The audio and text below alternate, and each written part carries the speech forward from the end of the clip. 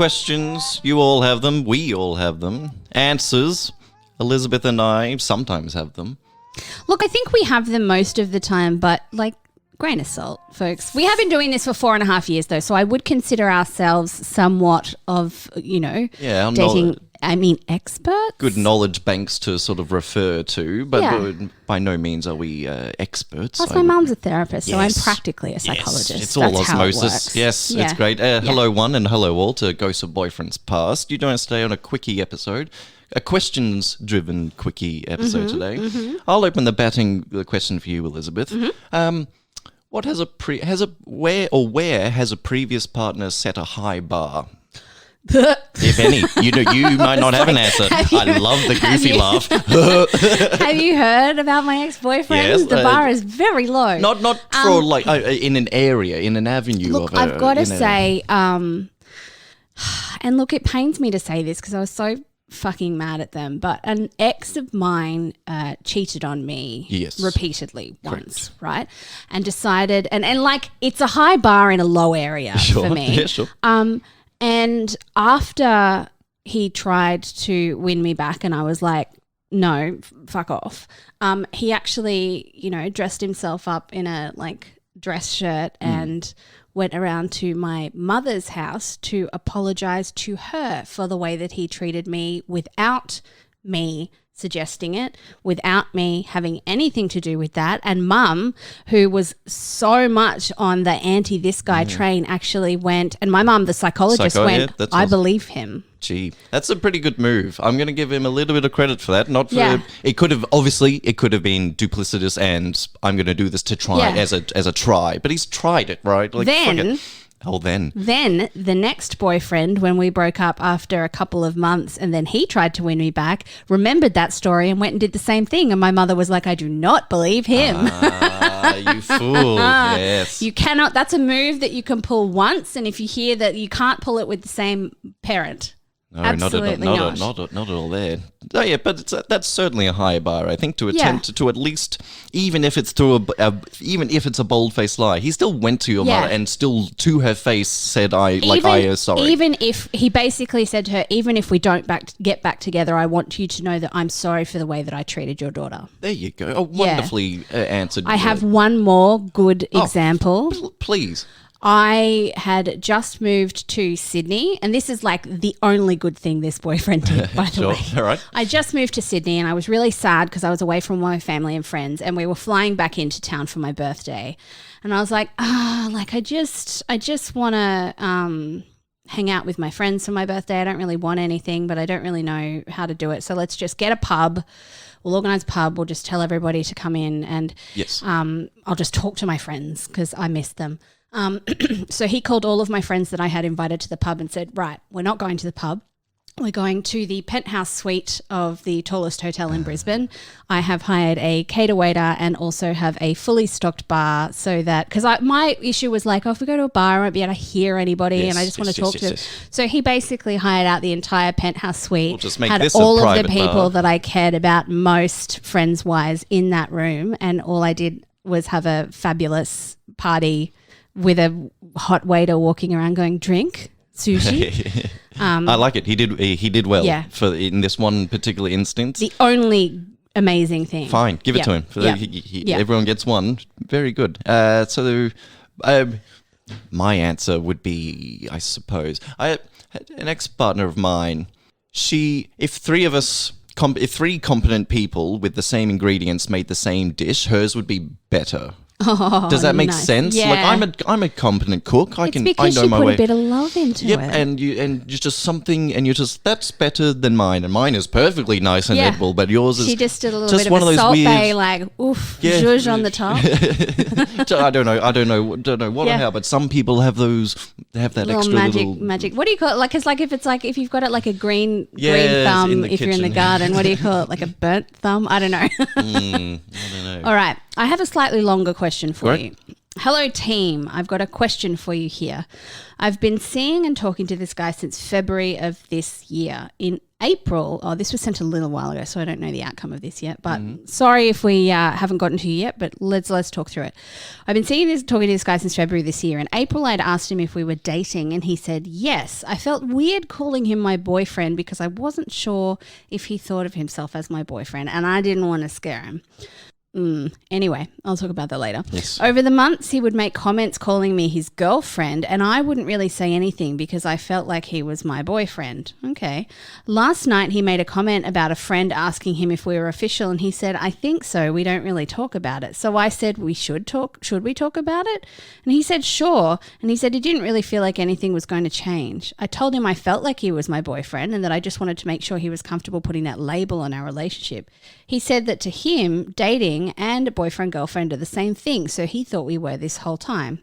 I walked away from that convo feeling the same, not nearly excited like, yay, I officially have a boyfriend or anything like that. Do you think that I'm picking up on something here, or am I majorly overthinking with the whole label define the relationship stuff? Yes, you are. Yeah, 100%. yes, absolutely. 100%. Because we don't have the language in English for a lot of the dating arena.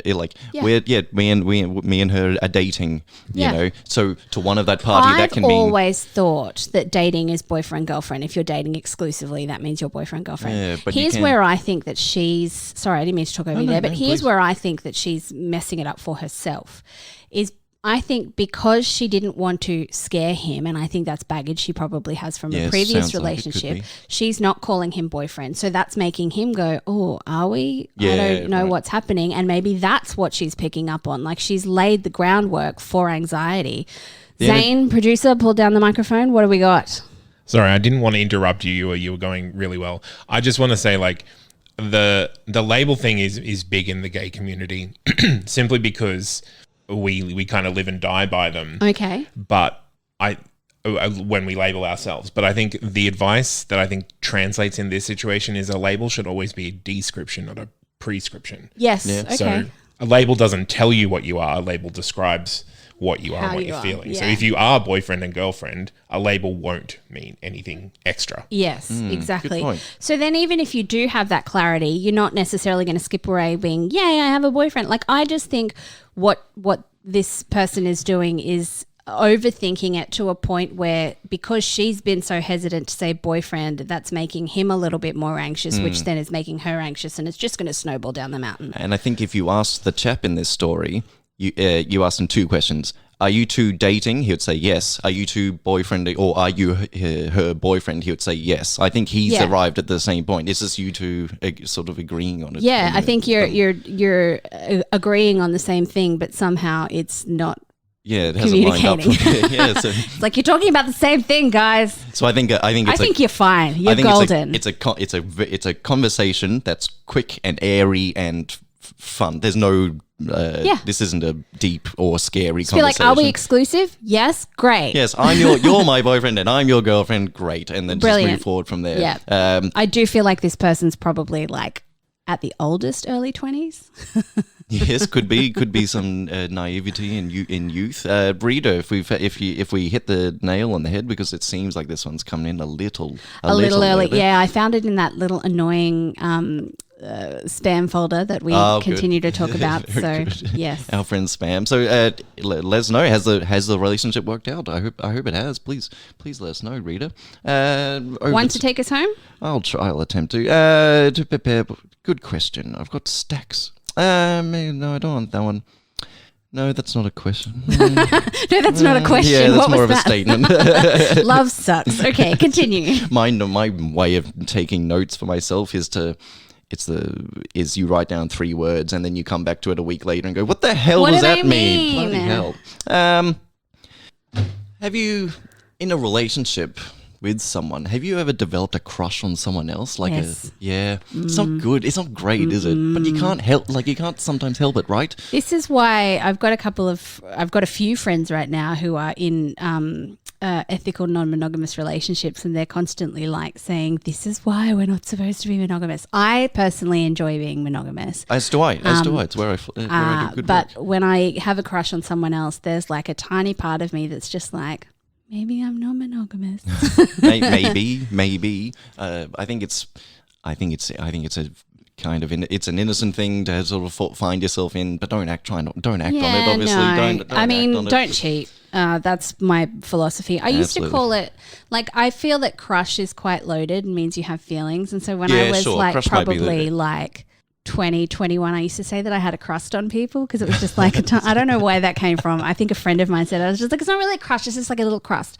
And I was like, that sounds gross now when I think about it. But it's just like, it's not quite a crush. It's just like if I got dumped, I'd kind of be like, how you doing? So what advice would you give to someone that they're in a loving, committed relationship with another, with someone else, and they find themselves at work or someone having a little crush on someone else that they're not. It's the same advice that I give to everybody: is don't do anything that you wouldn't do with your partner standing right next to you. Don't act on it at all.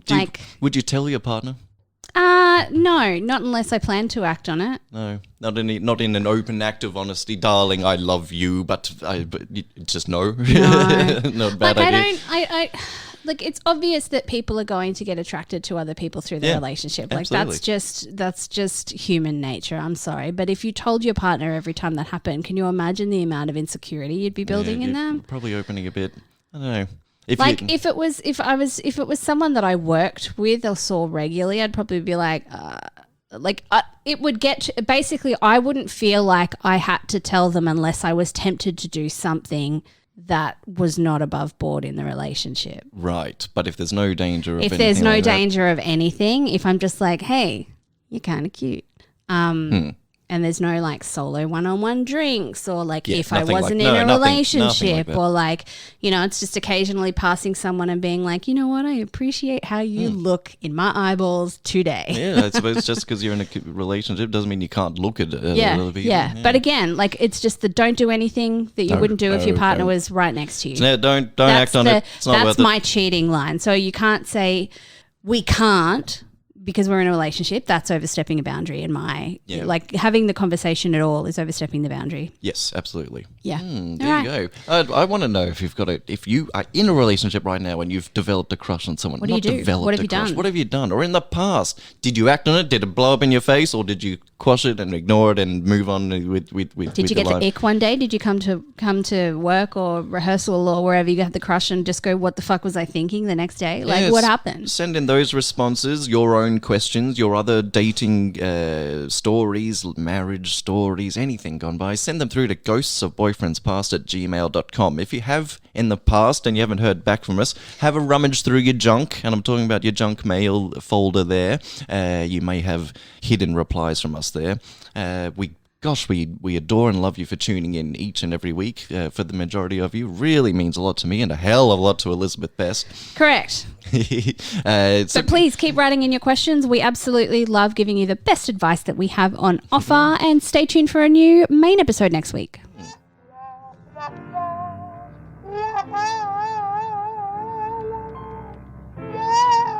Yeah.